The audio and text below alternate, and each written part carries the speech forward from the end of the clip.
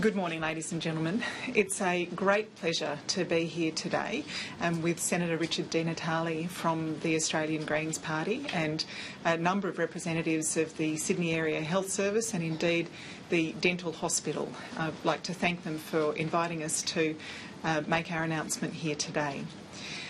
Since 1998, I've been talking in the Australian Parliament about the importance of doing something better for the dental care of Australians. We know that many low-income Australians miss out, and a number of those missing out are kids. For many decades, the dental health of children was improving, but since the 1990s we've seen a slowing and indeed even a reversal of that improvement. So today I am very proud to announce a $4.1 billion dental health package to care for the teeth of our kids and for low-income Australians. Today we'll be announcing that $2.7 billion will go into an entitlement-based program for young Australians from the ages of 2 until they turn 18. That entitlement will be for dental treatment of up to $1,000 over 2 years. So kids will be able to get the checkups they need, they'll be able to get fillings and sealing of fissures, fluoride treatment, all of the basics. They'll be able to use that entitlement in a place like this, in the public dental system, or they'll be able to take that entitlement with them to their local dentist. So it can be used in the public or the private system. That entitlement comes with substantial extra investment in the teeth of low-income adults also. We've got a $2.7 billion entitlement scheme for children and a $1.3 billion investment in the public dental systems in the states and territories to treat the 5 million Australians, low-income Australians, who are eligible for treatment in the public system. This builds on the $500 million announcement from the previous budget, $515.3 million in the previous budget, and will mean that many more low-income Australians will be able to get not just crisis treatment, not just when their teeth are falling out or their gums are abscessing, but actually moving back to a period where the public dental schemes will be able to do prevention and early intervention work with low-income adults.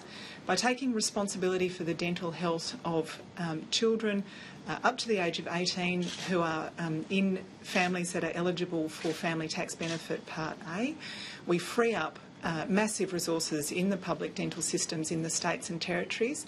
On top of that, we'll put $1.3 billion on the table for the treatment of low-income Australians. That'll be contingent, however, on the states and territories continuing to invest, as they have been, at least to the level that they have been in public dental in their states and territories.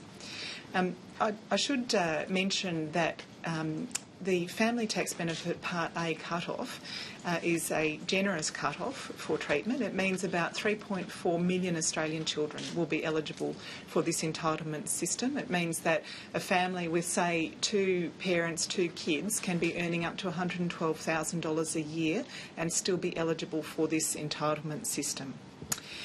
I want to mention that along with this extra investment in an entitlement system for kids and a extra investment for adults through the public dental system, there'll also be $225 million to build extra infrastructure, to invest in the workforce that we need.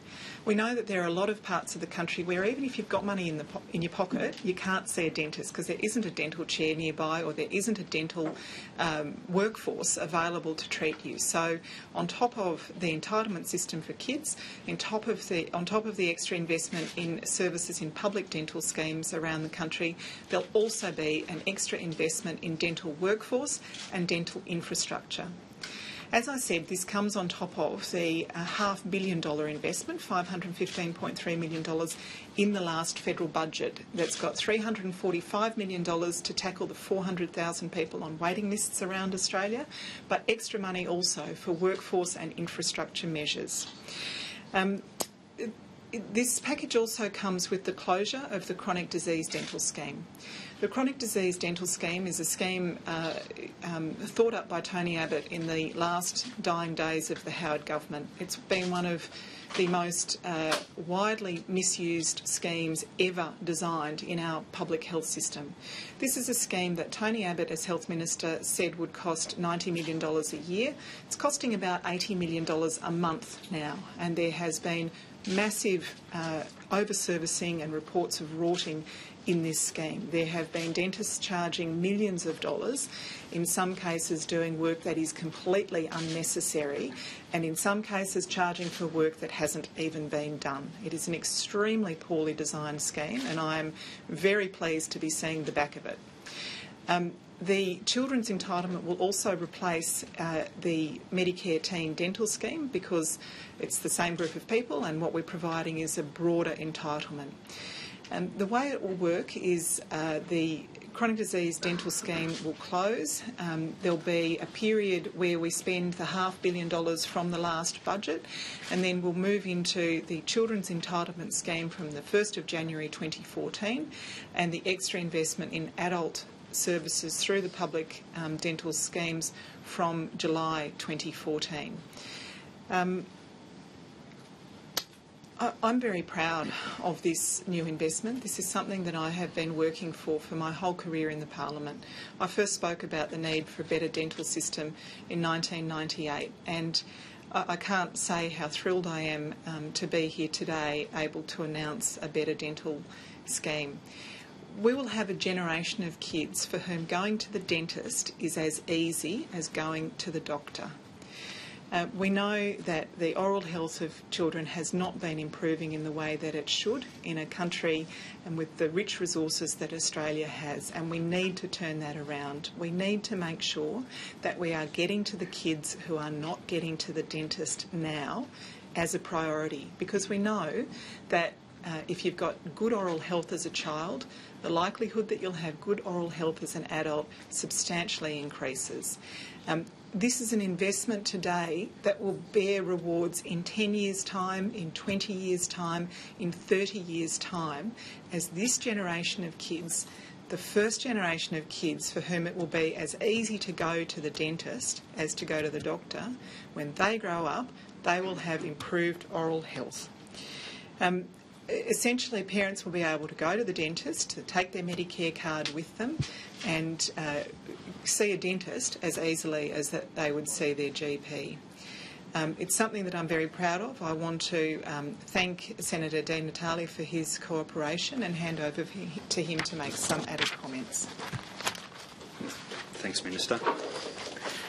Firstly, I'd like to pay tribute to the work of the Minister. I think it's fair to say that the Minister has had an ambition to improve this area, as have I. She's worked very, very hard on this issue. Together we've embarked on negotiations around the design of this new scheme, and I'm really pleased to say that I think we've got a great outcome today, Minister, and I want to thank you for all of your hard work and for the good faith in which the negotiations that we had was undertaken. I think this is one of the biggest reforms to the dental health system we've ever seen. It's one of the most significant reforms to the health sector since the introduction of Medicare. It's a huge reform, and such an important reform because for a very, very wealthy country, we have very poor oral health. And one of the reasons we have such poor oral health is that for most people, they simply can't afford to go to the dentist. 1 in 3 people say we can't afford it. Today, a report in the paper, if you're on Newstart, 50% of people, or almost half of them, report not being able to go to the dentist because they simply can't afford it. Well, this package will change that. It's important because poor oral health leads to a range of other complications. It leads to things like infections, malnutrition. It impacts on people's general health and well-being. It has a huge impact on the health system. So we've got a situation where 1 in 10 visits to a GP is because people can't afford to see a dentist. I was in general practice for a number of years before I started this new job in the Senate. One of the most frustrating things that would happen as a GP is somebody would come into your practice, they'd have a bad infection, an abscess of some sort. All you could do was give somebody some antibiotics, maybe some painkillers, send them on their way, knowing that they really needed to see a dentist, but probably wouldn't because they couldn't afford it. It's got a huge impact on people's social health and wellbeing as well. If you're looking for example, a new job or trying to get a leg up in the rental market and you've got very poor oral health, your teeth are missing, you're automatically behind the 8 ball. So it's a huge issue, it needs to be fixed, and the Greens have been committed to fixing it. After the 2010 election, when the people of Melbourne put Adam Bant into the lower house, we struck an agreement to support the Labor government, and that agreement had 2 key tenets. The first one was action on climate change, and we've now delivered a price on pollution and a clean energy package. And the second one was to improve the oral health of the nation. We, together with the Minister, set up an advisory council. The package that you see today reflects the recommendations from that advisory council. So as we've said, 3.5 million kids now will be able to get access to Medicare-funded dentistry. They can go to the dentist just like they go to the doctor. We've got people who are pensioners, people on New Start, other concession card holders who can now go to their local public dental service and get access to treatment rather than languishing on a waiting list for months and years and sometimes giving up because they know they won't get treatment. We've got a situation where we've got a huge investment in regional Australia. So through the grant package that the Minister's already described, we're going to see more infrastructure, more chairs, more dentists, more oral health therapists right around the country.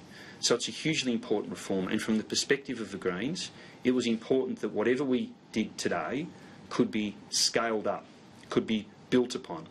So that Medicare entitlement gives us the capacity to move to other age groups so that over time everyone in Australia can have a situation where going to the dentist is just like going to the doctor. We made this decision many years ago to somehow treat the mouth as separate from the rest of the body. It was a bad mistake, and it's the reason that we have such poor oral health in this country today. I'll just finish by saying that this is a demonstration of what can be achieved when people from all sides of politics work together in good faith, cooperatively, with a shared ambition. We had a shared ambition to improve the oral health of the nation. We had an agreement with the Labor Party. We had a minister who was very keen to see this reform through. The government's honoured its commitment to the Greens.